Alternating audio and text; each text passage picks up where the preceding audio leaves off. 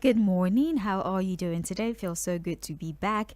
It's a pleasure to be here again on this beautiful Wednesday morning, the 10th of December 2025. My name is Sage Babalola. Good morning again, Lagos. Good morning again, Nigeria. It's a bright and promising new week on mainland 98.3 FM, the sound of Lagos. And we are stepping into the heart of the festive season gradually. The lights are definitely coming on. Hamadan is supposed to be here, but well, global warming is changing our routine, and understanding the weathers and the season is very, very difficult at this time. But the December energy is most definitely gently finding its way into the air. And I would love to say, happy holidays in advance. Congratulations to all of those who would be winning our bag of rice. And you should get a call anytime soon to pick up your rice. So the next time when we tell you to participate in an initiative, you most certainly should do so. Well, this is Trends in the Papers on mainland 98.3 FM, the sound of Lagos. It is the Morning Express, and this is the first episode, or the first segment, I beg your pardon,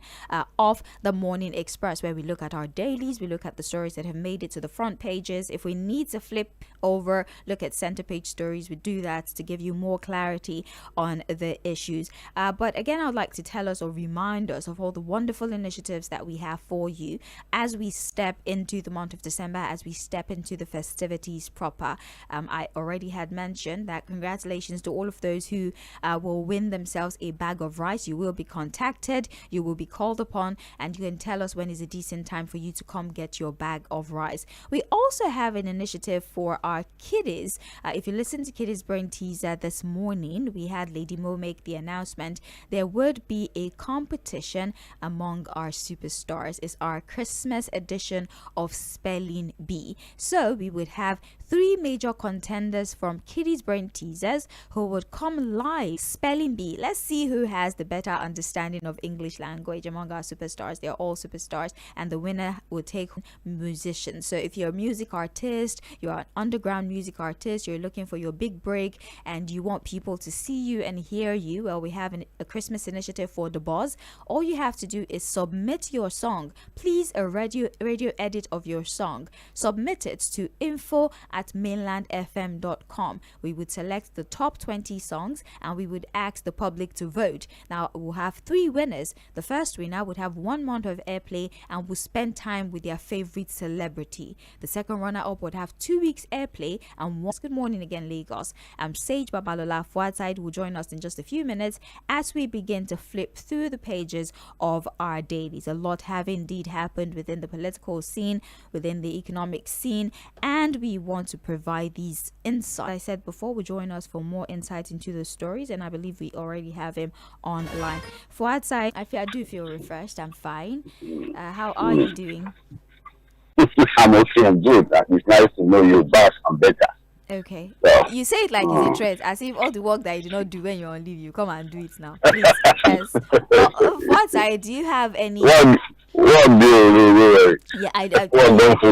most definitely. And well, we're ready for it. We have to do what we have to do. The festivities are always very busy for media houses and stories we have on the front page of our dailies. The PDP and the reaction to the defection of Governor Simin, reporting that the People's Democratic Party on Tuesday blasted the All Progressives Congress over the defection of Rivers State Governor Siminala Fubara, accusing the ruling party of orchestrating the political crisis that pushed Fubara out of the PDP. The reactions emerged from both the state and national levels of the opposition party, with leaders insisting that Fubara's exit neither weakened the PDP nor altered its structure. I'd like to play that soundbite for you. So let's hear from the horse's mouth. Let's hear his defection story, and then we can fully identify within, not backyard support.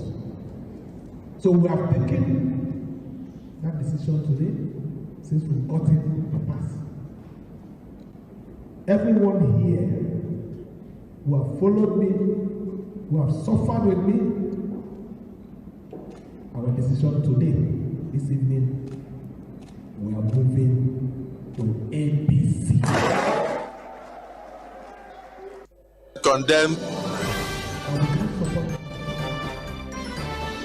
Well, Fuad side, on the mandate of Mr. President, Fubara has decided to stand. To stand. Yes, he visited the president, and after that visit, he made an official announcement that he is now defecting to the APC. He gave two reasons. It's a longer soundbite, but because of we don't have the luxury of time, we took out the most important part. But the other parts of his speech, he had spoken about the fact that the PDP has expressed inability to protect him. He doesn't think the PDP has enough grit to protect him, and the only reason he's still being referred to as Your Excellency, the governor, rather than former governor, is because to the APC so that he can support the president, maybe as a form of gratitude for helping him retain his position on the stage. So the question is, what exactly then is now the place of the Riverians who went out under the sun and under the rain to vote for you? What exactly is their place for outside?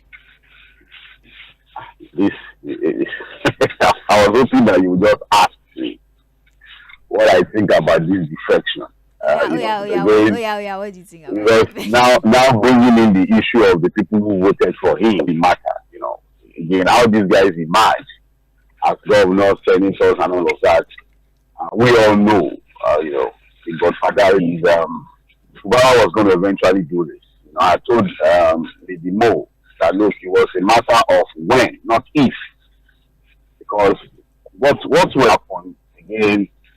This was a Fubara that was, I agree with him, the party could not protect him, the PDP, all through his travails with his godfather to fight his battle alone. And at the time they decimated and eventually weakened him completely, he became very vulnerable. To the point where, as it stands, it's just, this was just the part of this process again. I resigned my position as governor, and he still wants to remain a governor. This has been taken away from him. His assembly men, majority of the, and I've all said, look, it's about APC structure. They should not take it away from me. He's been able to get enough support and protection from President Bola Ahmed Tinubu to continue to solidify that structure, to continue to keep that structure relevant. And so if Fubara does not do this, we might just wake up one day on whether, the fact is the man wants to remain the governor. So it has happened. I don't think it's a big news, really. This was just anybody who has been following politics, who has been following the political developments in Rivers State will know that, look, this was the end game. The state of emergency, the entire drama, the violation of our constitution, the excessive use of power and force, to ensure, like we have said, it's here towards 2027. Remove the governor, suspend him, do all you want to do. We must win again in 25 states, and at the same time in Rivers State, it's still about politics. Whether gets here or not, politics must have be politics to them. So good luck to people of Rivers State, and good luck to Governor Siminalayi Fubara. We look at what the future holds really, for Rivers politics. Well, it seems Fubara is not the only one who made a cross. As it stands at the moment, actually, the APC now has 27 governors, and as you rightly stated, Fuad, 17 that. Well, aside from that defection, we also have Governor Ademola Adeleke of Osun State, who, after resigning from the PDP sometime last week, reports indicates that his initial or his first choice was the Osun APC, but he was not accepted into the fold, and he needed to quickly find an alternative. And the Accord Party seemed like the next best option for him, and so we might see. Fuad, what's your analysis? Well, he's officially announced his defection. That has been done. He's now a member of the Accord Party. So going into the 2026 governorship elections, if he eventually wins do you know what it means for a governor to join your political party, a sitting governor? Let us see. Just put yourself in the position of one of the executives, maybe state executive or national executive of Accord Party, and you wake up to There are some people that would be afraid that he would come and commandeer the entire system of the party and they will be relegated. And there are others that would feel like they will be elated about it, that we finally have some power behind our party. So it's a party like Accord, somebody will be having this feeling. Accord. Fuad, even the ADC had a problem. Come on. Even the ADC had a problem with the leadership when these individuals joined. So what I'm saying is that, so if you're an executive member, Credence to the party. what kind of credence? What is the government bringing to the party? He's a governor. He's a relevant political figure. In terms of what? Precisely. Please analyze this matter. The major talking point on Sunday for political roundtable, when we said that, look, it's looking like, Accord was going to be the option for Ademola Dele APC, who did not just one thing. And so what we are seeing is politics at play here, some very weird kind of politics. Now, this announcement, and if you look at the story very well, he said he joined Accord Party on the 6th of November this year. 6th of November this year, because he had resigned even before now. Because if you look at his resignation letter from the CDP, he was dated with them for saying that Accord Party has now been reorganizing, repositioning the party, to put him forward as the governorship candidate. And with the resources, mostly financial resources available to a governor, the party is elated, it's happy. Governor B. There are some political parties in there's nothing, there's no major finance thing. So it's a win-win for Accord Party, a win-win for Ademola Dele, who was almost becoming in Accord. We have no faction. So all the fears of Adeleke that the PDP's factional struggles could become a problem in the future for him, we don't have it in the Accord Party. So in 20, you love it, right? It sounds good. Yeah. So that's what Adeleke will be doing. Now, there are also people who have said that the leadership of the APC at the national level, again, speculations, nothing confirmed. But what we are hearing is that his visit to the president in Lagos and some of his other political maneuvers and moves to align with the president looks like it's already paying off. It's already looking good for him. And so, if you look at Osun APC today, the same Osun APC that some of us have thought was strong. Local government conundrum and all. About even local government, there were 9 aspirants, governorship aspirants in the party. The screening committee has disqualified 7 of them. Out of the 7 are some of the strongest members, strongest candidates or aspirants that the party could put forward. In fact, as we speak, the former secretary of the party, Senator Yᴏᴜᴜnᴜ, is threatening. There's a video in circulation where he was meeting with party members of the APC to say, look, they said they disqualified me. The grounds on which they said they were disqualifying me is not even known to the party, and I've told them to provide me with evidence to support why they are disqualifying me. And he said that, look,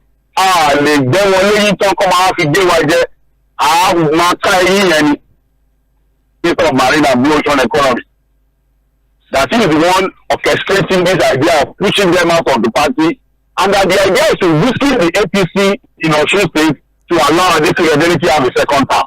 Create that crisis, weaken the APC chances, and then allow Adeleke to have a second term, because he appears he's been able to strike a deal with the president. We don't know. But you let me show you, she's threatening. I'm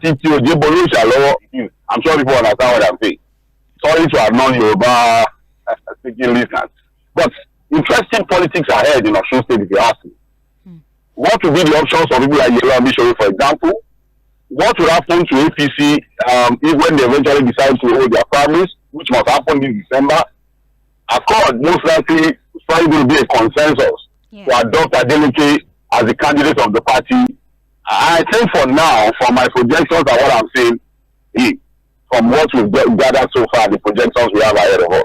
Well, that is that situation with Osun State. We've seen defections. We might continue to see more defections as they start to strategize and calculate for the election in 2020. We're streaming live, so do well to join the live stream. Let's hear what your thoughts are. They're still very relevant from when we finally start to take feedback, so you can drop your comments in real time as we go through the stories. We're currently looking at the Punch newspaper. I'm Sage Babalola, and we have Fuad Said on the line. Let's talk a little bit about Bene Fuad Said. ECOWAS fears coup surge. Senate okays Nigerian troops deployment. Now, the Senate on Tuesday approved President Bola Tinubu's request to deploy Nigerian troops to the Republic of Benin as part of a economic community of West African state, expressed worry over the security and political challenges eroding democracy in the sub-region during the 55th session of the Mediation and Security Council at the ministerial level in Abuja on Tuesday. Coincidentally, this is part of the conversation I'm having. Fuad, yesterday, or was it 2 days ago now, we had ECOWAS declaring a state of emergency in the whole of West Africa. I'll be having that conversation later in the Situation Room at 4 p.m. Have at least 5 of the 16 countries that constitute West Africa currently under military rule. And so ECOWAS is countries. And there was also conversations around the president's decision to send troops to Benin Republic. That was a thwarted coup attempt happened. Thankfully, the security agencies were able to manage the situation in Nigeria when he was giving his speech, and the controversy of the president not taking permission from the Senate, or at least seeking the consent of the Senate before sending troops to Benin Republic. So Fuad, can you address this as a twin subject matter, the surge of coup in boots on the ground without first seeking Senate approval? And that it would appear that the regional body, this sub-African regional body, ECOWAS,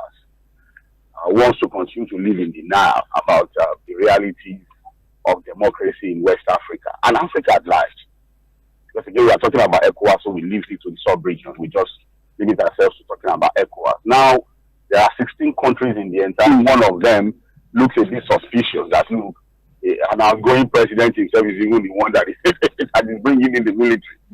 More like democracy in itself is a means to an end for the people, right? There must be something in it for the people, for them to have said that, look, we want to accept it.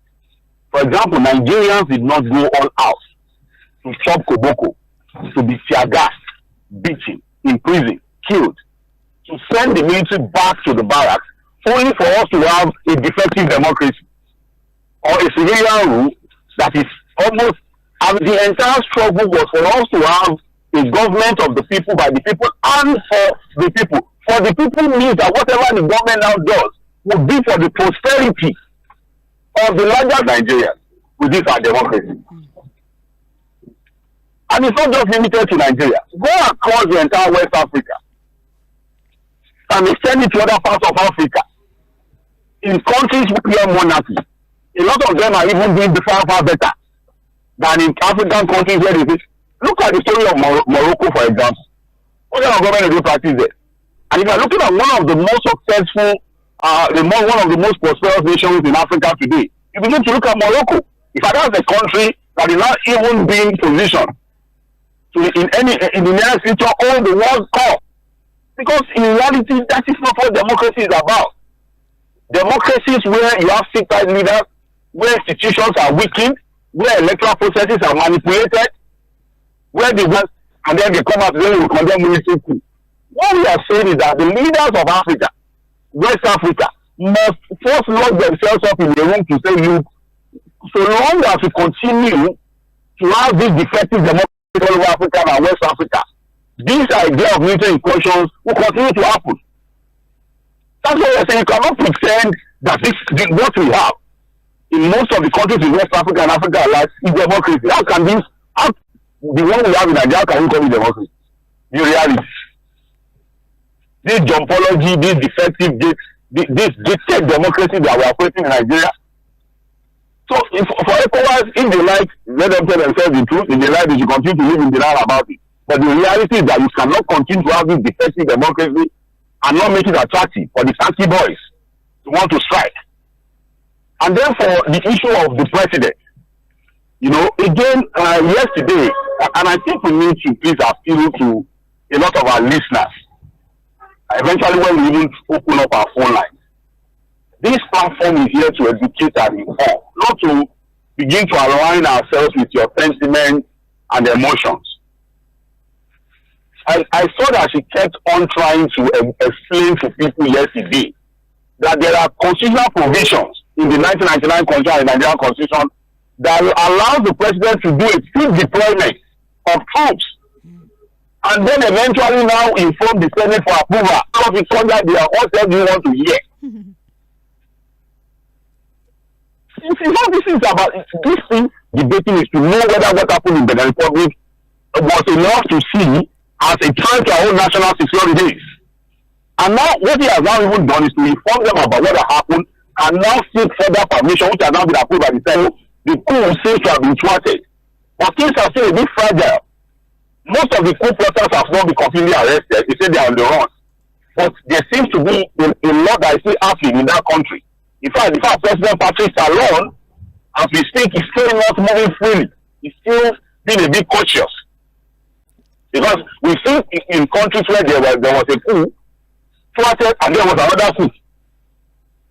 So things are still a bit fragile. Maybe that's why the president thinks that, look, what was the interest of Nigeria? Was the coup plot in the Republic, for example, a serious threat to our own national security? Those are the kinds of debates we can now start to have. But to continue to ask the question whether the president has got the power to deploy, those have been explained, so we don't need to continue to go back and forth on that. Another provision. And so in cases where there are well, I wouldn't call them loopholes, but there are conditions. If it is, and there's a reason for it, because if there's a problem in a neighboring country, chances are it will leak into your country. I think that even conversations around the insecurity that began heavily in West Africa was a blowback from what had happened in Libya. If you remember, after Libya, they became splinter group, and they scattered into neighboring countries and started wreaking havoc there. So if something goes wrong in Benin Republic, if some proliferation of small arms into neighboring countries, so you can't debate that this was in some way posing a threat to our national security. Well, that is the situation for outside. Let's see what happens in Benin Republic. Patrice Talon himself is not exactly a saint. We all know that. He has been playing with the constitution since 2016. So let's see how they're able to navigate that situation. We're still live on Facebook and on YouTube. Join the live stream. I'm Sage Babalola. Outside is also here for analysis. Reps summon ministers over budget underperformance. Now, the House of Representatives have summoned the Minister of Finance, Mr. Wale Edun, and the Minister of Budget and National Planning, Atiku Bagudu, over poor budget implementation. The House on Tuesday held a closed-door session with Wale Edun, Bagudu, the Accountant General of the Federation, Shamseldine Ogunjimi, and the Executive Chairman of the Federal Inland Revenue Service, Zach Adedeji. The lawmaker who attended the session told the Punch in confidence that the meeting focused on the poor implementation of the capital component of the 2024 and 2025 budget. He said the lawmakers expressed deep frustration over the governor's failure to release funds for projects already executed. So for outside, there's a questioning that will be happening, or an inquiry will be made into why the capital aspects of the budget 2024-2025 or the capital was never really funded, why contractors who had even executed projects are yet to be paid. And now the lawmakers are saying, if we do not resolve this, if we do not get credible information on as to why the capital component of these two budgets is suffering, we will not consider the 2026 budget.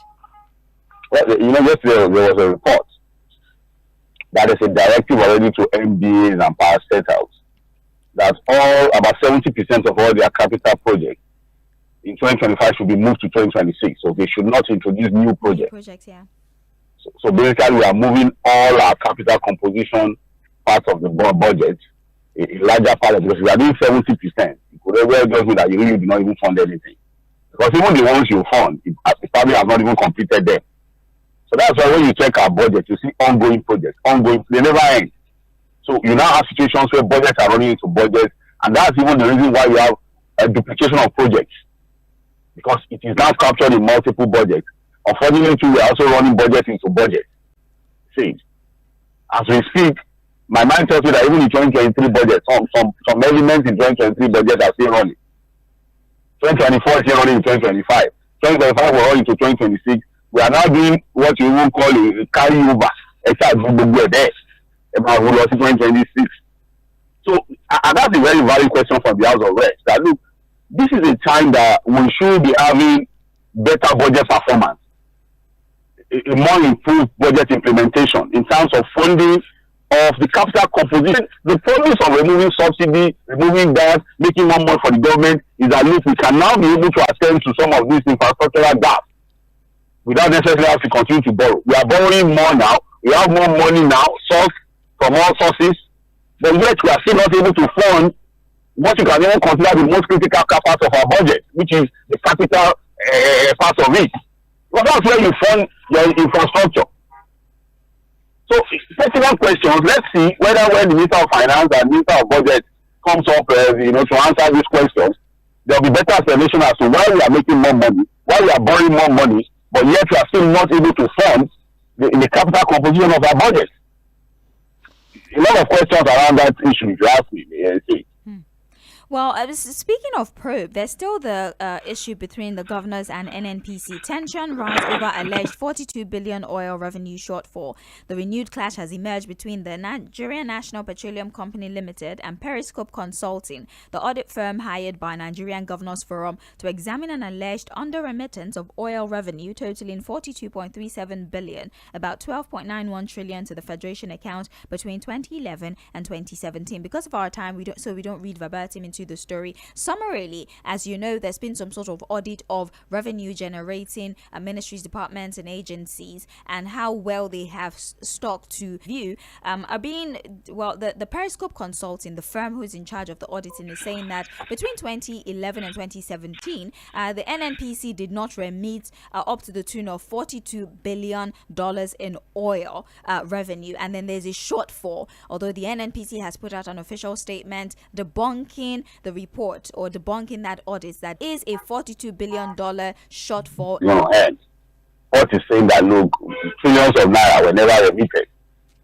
The NNPC is insisting that nothing, even calling officials of NNPC and them refusing to appear. It should stop. Because we need clarity, we need resolutions to all of this back and forth. Look, we are talking about public funds, about huge sums of money, trillions of naira, millions of dollars. Whether we like it or not, the NNPC for years was a cesspool of corruption. You mean corruption? If you are looking about number one institution that can be considered to be the most corrupt anything I've seen, but we can confirm that number one on the list has to be NNPC for years. Yeah. The opaqueness by which they run the NNPC. All manner of things as far as the NNPC is concerned, and there seems to be nobody who is really willing to help us just put a stop to this. The president also has to step in. Let the National Assembly also do their job, their oversight. Look at this Periscope report, look at what the NNPCL is saying, and then get people to know where we are really on this matter, or we just continue to talk about it to the point where we don't even know where we're saying again. Well, that is that situation. Let's see where the probe will take us. Well, still speaking of probe, Fuad, EFCC detains ex-AGF Malami. The Economic and Financial Crimes Commission has detained a former Attorney General of the Federation, Abubakar Malami. Former minister would remain in custody until he fulfills his requirement. He says he's presently in our custody. He was initially granted bail but did not meet this and terrorism financing. We cannot put a figure to the amount involved now because we keep uncovering some of the deals on Malami's probe side. Well, at least I think for the first time, we are seeing a move by this government to hold some officials of the Buhari government accountable. Because it's been a conversation in the public space that it appears that the new government is so reluctant to hold responsible some officials of the Buhari government who have been indicted or arrested. So I'm not surprised that there are a lot of allegations against him. We're just hoping that the EFCC will be able to do a thorough and diligent job. They will be able to tidy up everything. So he can have his day in court to defend himself. But we all know that people like Malami, can we ever forget the man that went to go and hire a plane? To hire a plane. At the senator. The effect of corruption in the Buhari regime is, so let's see what happens with this Malami situation. Surprised that institution of people like Malami and Co. who served under the Buhari regime than just mere detention or media trial. Let's not have media trial. Let's have diligent prosecution so that we can begin to see proper punishment for people. See what the SEC will be able to come up with. Thank you for that. We might not be able to take your analysis on this issue, but just for the sake of discourse, Bumi, although he has tried to clarify following public outbursts where he has said that the kidnapping of school children is a lesser evil compared to the attacks on soldiers, in a bid to solidify his stance on negotiating with this terrorist. He says in most cases the children are in the line of duty. Well, even his clarification and his explanation of that statement still doesn't sit very well with Nigerians, as the backlash has continued even on social media. So that's just the report on that particular situation. As I said, we might not be able to take analysis. We'll go on a break. When we come back, I will play you a soundbite by Wole Soyinka. The son of the president continues to enjoy a large amount of escort and an entourage at a time where we're pulling policemen from VIPs and making them carry out some responsibility in terms of trying to stem the tide of insecurity in the country. I'll play that and then we can have a conversation. Thank you very much, Fadside, for your time. Thank you for having me. Yes, let's take that break. I'm Sage Babalola. This is still the Morning Express on Mainland.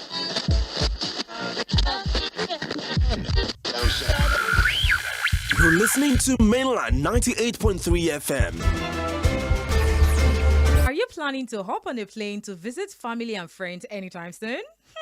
Maybe you're heading to a celebration or meeting, or a new member of the family. Memorable too, right? That's where Emirates comes in. I'm guessing you will want to arrive refreshed and ready to share stories and catch up on bedtime. So, all you need to do is simply sit back and relax in total comfort on the way. You'll be spoilt for choice when it comes to entertainment with up to 6,500 channels. Yes, 6,500 channels. You heard me right. If you missed the latest Hollywood release, catch it on board on some of the biggest screens in the skies.